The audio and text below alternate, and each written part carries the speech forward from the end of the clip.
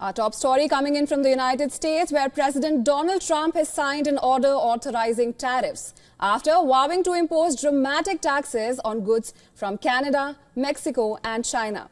And Canada has responded by saying that it will hit back at the U.S. tariffs with 25% levies of its own on select American goods. This will include immediate tariffs on $30 billion worth of goods as of Tuesday, followed by further tariffs on $125 billion worth of American products in 21 days' time to allow Canadian companies and supply chains to seek to find alternatives. Now, Trudeau has also urged citizens to choose products made in Canada instead of the U.S. It might mean checking the labels at the supermarket and picking Canadian-made products. It might mean opting for Canadian rye over Kentucky bourbon, or foregoing Florida orange juice altogether. It might mean changing your summer vacation plans to stay here in Canada and explore the many national and provincial parks, historical sites, and tourist destinations our great country has to offer. Now, to put things in context, Trump signed 3 executive orders imposing tariffs of 25% on exports from Mexico and Canada, although energy resources from Canada will have a lower 10% levy. Goods from China, which already face various rates of duties, will see an additional 10% tariff. And goods from these 3 countries comprise more than 1/3 of imports into the U.S., including apparel, medicine, electronics and steel. Canadian Prime Minister Justin Trudeau says Canada did not want this, but is prepared to respond to Trump's tariff announcement. Now, he has said that he already held meetings with his cabinet and will be speaking with President Sheinbaum of Mexico shortly. Also, a spokesperson of the Chinese Ministry of Commerce said that it firmly opposes new tariffs imposed on Beijing by U.S. President Donald Trump, vowing to take, and I quote, corresponding countermeasures to resolutely safeguard our own rights and interests. Following which, Mexican President Claudia Sheinbaum said that she has ordered her economy minister to implement tariffs and non-tariff measures to defend her country's interests, after the U.S. slapped across the board duties on goods coming from Mexico. And in a lengthy post on X, Sheinbaum stressed her government does not see confrontation with its northern neighbor, but collaboration and dialogue. Trump has declared a national emergency under the International Emergency Economic Powers Act to back the tariffs. In a post on Truth Social, Trump said it was his duty as the President of the United States to ensure the safety of all, as he cited his campaign promise to stop what he called the flood of illegal aliens and drug pouring from across the borders.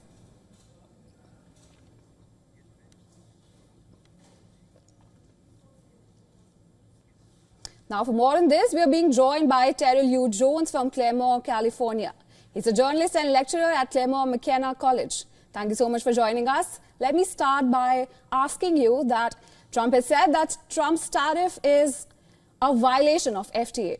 What are your thoughts on that? Well, he is certainly, his administration is certain to be faced with lawsuits from various quarters, associations and corporations to try to strike these tariffs down, because it's not clear that they fall within the legal structure of what's permissible in the United States. In his previous administration, when President Trump initiated such tariffs, he went through Congress and through laws which required extensive negotiation study and impact analysis. With this Emergency Powers Act, he doesn't need to do that. And so there are many who think that he's acting overly unilaterally. And so he is likely to face challenges, and it's possible that his executive actions could be struck down through legal action. Right. And it's also interesting to note that Trudeau has also appeared to the Americans directly on the tariff war. How are the Americans viewing this tariff war, and when it is already known and admitted that there will be impact felt by the Americans as well?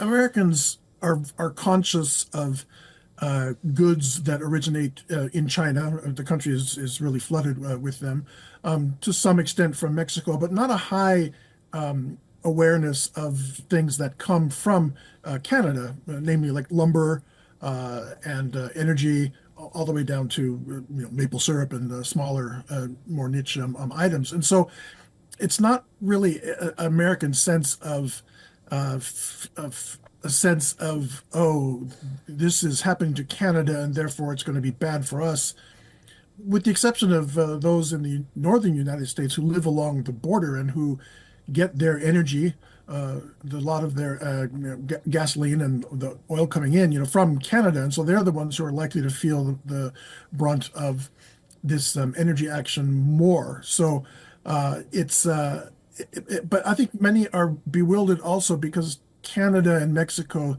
see this as sort of a betrayal of the close border relationship the United States has long had with these two countries, which share long borders, and they are neighbors which make up North America. And so there's, I think, a feeling that, well, are these really the countries that the American administration should go after? Indeed. And now China has already reacted and said that there's no winner in the trade war. But how is Trump winning this trade war then? What are your views on that? Well, it's I'm not sure that she's feeling that she could go for a win.